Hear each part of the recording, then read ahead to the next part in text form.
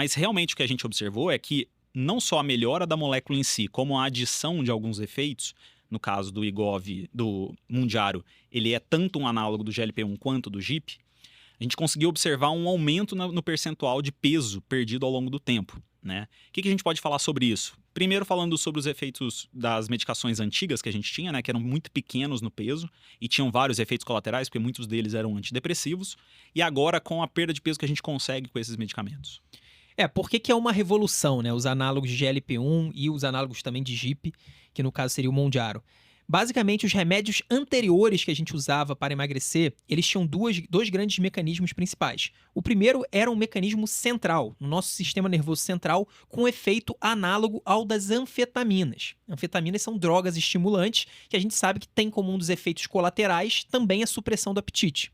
Então, alguns remédios estimulantes, como a sibutramina, outros também que são mais parecidos ainda com a anfetamina, eles de fato faziam as pessoas emagrecerem, só que eles faziam as pessoas emagrecerem mais ou menos 5, 6, 7% do peso corporal. Depois eu vou falar a comparação com os análogos de GLP-1. Uhum. E o pior, eles faziam esse emagrecimento relativamente leve às custas de efeitos colaterais bastante graves. A gente sabe que os estimulantes têm vários efeitos colaterais possíveis, inclusive hipertensão arterial, risco cardiovascular e várias outras, inclusive também mentais, de saúde mental. E, claro, eram remédios ruins de uma maneira geral. Tanto é que a sibutramina, que foi um remédio muito famoso, usado para o emagrecimento ali, talvez no início dos anos 2000, ele foi um remédio proibido. Foi um remédio que estava dando muito problema. E o outro tipo de remédio são os remédios desabsortivos. São os remédios que dificultam a absorção do nosso corpo de certos nutrientes, principalmente a gordura. E aí o grande problema desses remédios, primeiro, eles também não emagrecem tanto assim, e segundo, eles geram efeitos adversos muito incômodos. Então, as pessoas basicamente têm uma diarreia de gordura, que a gente chama de esteatorreia. Então, assim, eram efeitos que basicamente impediam o uso a longo prazo, o uso realmente ostensivo desses remédios. E por outro lado, os análogos de GLP-1, eles têm um perfil de efeitos adversos muito mais toleráveis, de uma maneira geral, e principalmente eles têm também uma perda de peso maior. Se a gente for olhar a semaglutida, né, que é o Ozempic, em média, as pessoas perdem mais ou menos 15%, 14,9% do peso inicial, depois de 1 ano e 4 meses, que foi o tempo de estudo, né, observado. Então, uma perda de 15% é uma perda bastante considerável. E se a gente for olhar a tirzepatida, né, que é o Mounjaro, ele gera uma perda de 20% mais ou menos. 20% do peso corporal, que é muito significativo. Se a gente for comparar com as cirurgias bariátricas, dependendo do tipo de cirurgia, né, existe uma cirurgia que é por sleeve, que é uma cirurgia um pouco menos invasiva do que o bypass em Y de Roux. Essas cirurgias elas vão gerar 25% a 40%, dependendo do tipo. E os remédios, já tem remédio gerando 20%. E é óbvio que é muito menos invasivo você tomar um remédio do que você fazer uma cirurgia bariátrica. Então, de fato, é uma revolução. A gente nunca teve remédios tão eficazes em gerar a perda de peso e, ao mesmo tempo, também, aparentemente, com efeitos colaterais toleráveis para a maioria das pessoas. Então, é por isso que existe tanto hype. Então, se a pergunta fosse, cara, tá tendo muito hype aqui, será que esse hype faz sentido ou é uma moda passageira? A minha avaliação é que não é uma moda passageira. Pelo contrário, eu acho que vai ser um hype que vai ser crescente. Porque, como você falou, os remédios ainda são caros. A gente tem remédios injetáveis, na maioria das vezes. São remédios que são chatos de usar, né? As pessoas não gostam de usar remédios injetáveis. As pessoas, obviamente, não gostam de gastar muito dinheiro com remédio. E a tendência é que no futuro a gente tenha mais opções mais baratas por vias diferentes. Então eu acredito que essa moda não vai passar tão cedo, ela vai crescer e esses remédios vão ser aí parte muito importante do nosso arsenal anti-obesidade. Perfeito. E quando a gente olha para as medicações em si, a gente falou um pouco sobre o mecanismo de ação delas, né? Um mecanismo central, principalmente na regulação do apetite. Um mecanismo mais relacionado mesmo à secreção de insulina, né? E esse é o grande ponto que associa ao tratamento do diabetes, associado também à perda de peso, muitas vezes. E o grande, talvez, causador dos principais efeitos colaterais é realmente o retardo no esvaziamento gástrico, né? Ou seja, a presença de uma quantidade de alimento dentro do estômago durante um certo tempo. E quando a gente fala dos efeitos colaterais, existem aqueles efeitos que são mais comuns e aqueles que são menos comuns, que muitas vezes, na verdade, são eventos raros associados ao uso da medicação. O que a gente pode trazer como maior frequência ou mais comum? E existem, por exemplo, pessoas que não devem tomar medicação por conta de possíveis efeitos colaterais? Primeiro, os mais comuns são, sem dúvida nenhuma, os efeitos gastrointestinais. Como eu falei, tem um retardo do esvaziamento gástrico, então o estômago da pessoa que toma o remédio, ele fica mais cheio por mais tempo, e a pessoa tende a ter náuseas, a pessoa tende a ter dores abdominais, a pessoa pode ter vômitos, a pessoa pode ter diarreia. Então esses são os efeitos mais comuns, especialmente a náusea. E mais ou menos 5 a 10% das pessoas não toleram usar o medicamento. Então, de fato, podem ser efeitos colaterais bastante incômodos para determinadas pessoas, para outras nem tanto, e na maioria das vezes são efeitos que vão reduzindo com o tempo. Então, a pessoa vai adquirindo uma tolerância aos efeitos colaterais e eles tendem a diminuir. Então, assim, basicamente, os mais importantes, mais comuns são esses. Agora, efeitos raros. Primeira coisa, como todo remédio, a gente pode ter alergias, né? E reações de hipersensibilidade graves, alergias graves, que aí, sem dúvida nenhuma, também vão contraindicar o uso da medicação. Outro efeito que é raro e que é potencialmente grave é a pancreatite.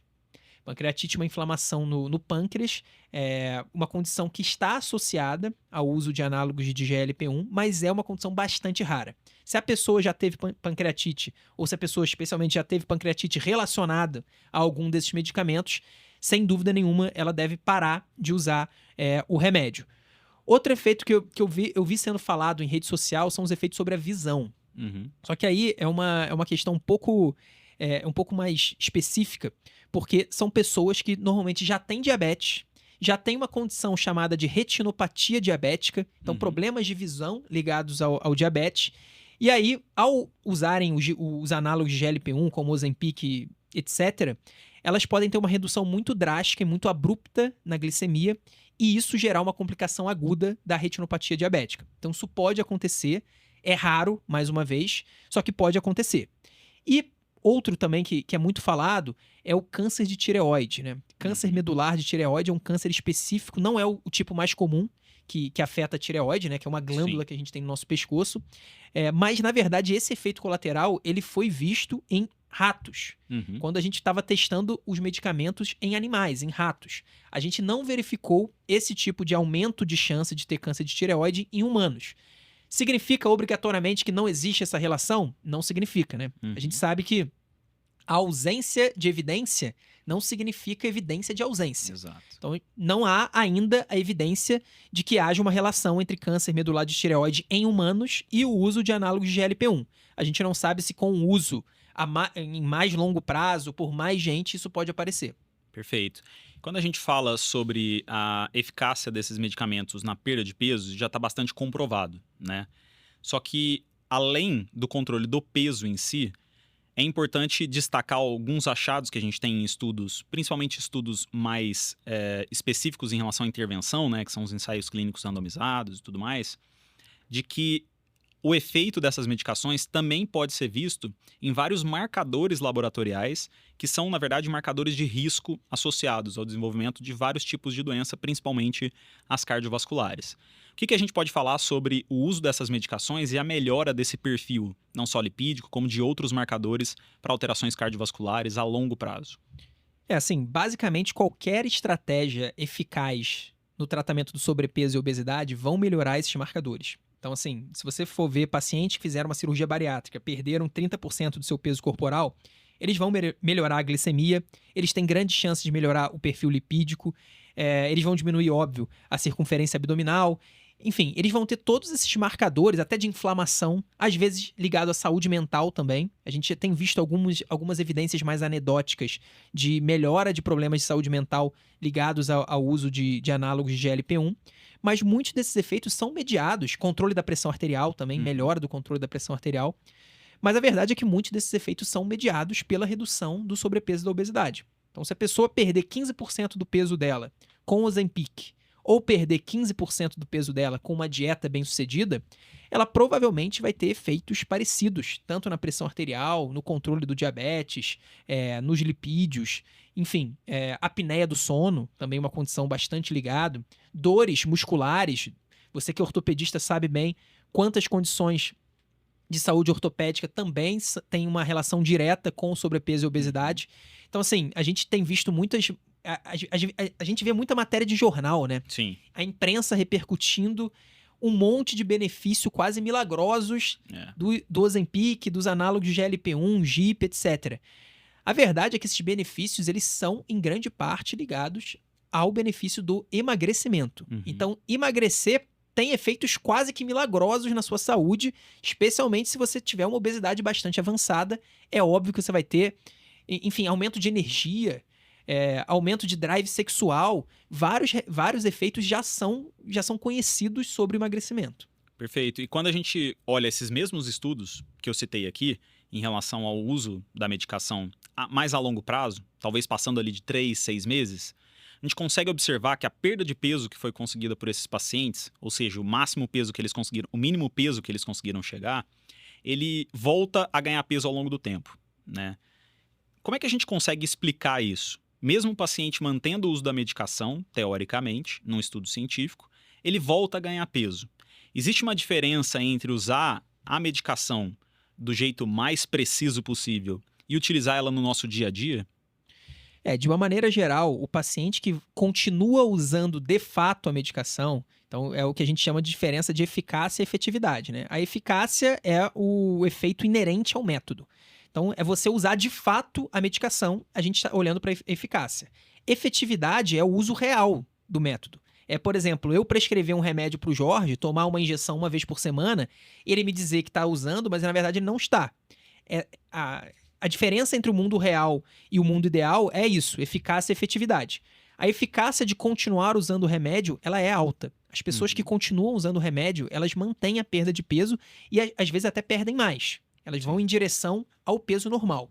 As pessoas que param de tomar o remédio, seja pararam sem falar para o médico, seja falaram porque suspenderam o remédio delas, elas tendem a ter um retorno do peso inicial. Então, o próprio artigo científico, o grande ensaio clínico randomizado, que comprovou a eficácia do Ozempic, né, da semaglutida, que mostrou essa perda de peso de 14,9% em um ano e pouco, esse mesmo estudo, a continuação desse estudo, mostrou também que pessoas que paravam de tomar o Ozempic, na média, voltavam a ter o peso inicial. Na verdade, não chegaram a voltar a ter o peso inicial, mas tinha uma tendência muito clara de voltar em direção ao peso inicial e provavelmente, se esse estudo fosse estendido por mais tempo, a gente veria essas pessoas voltando ao peso inicial. E esse padrão, ele é muito parecido com o padrão que a gente vê com outras estratégias para emagrecimento. Sim. Então, se a gente for ver os estudos que avaliaram dietas para emagrecimento, quase todos esses estudos mostram um início de bastante efetividade, as pessoas emagrecendo, conseguindo melhorar todos aqueles outros parâmetros metabólicos, e ao longo do tempo as pessoas vão diminuindo a adesão, vão começando a pular a dieta, aquela coisa que a gente conhece.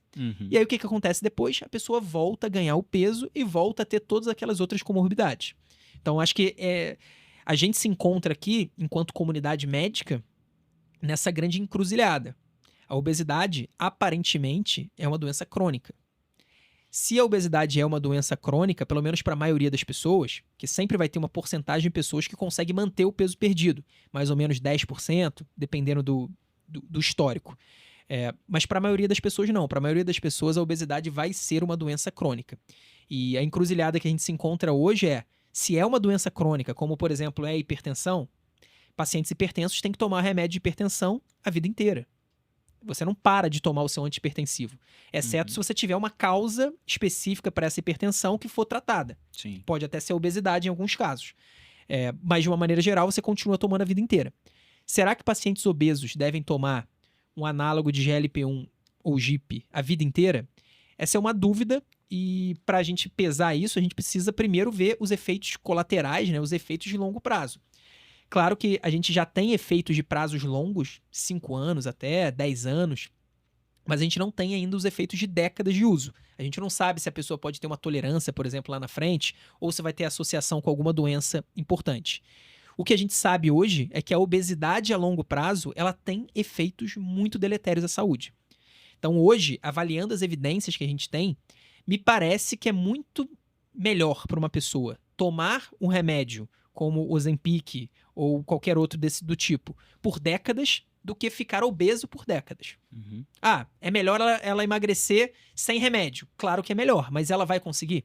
Se ela não conseguir, para mim é preferível a pessoa tomar um remédio desse a longo prazo do que ela ficar obesa a longo prazo. Perfeito.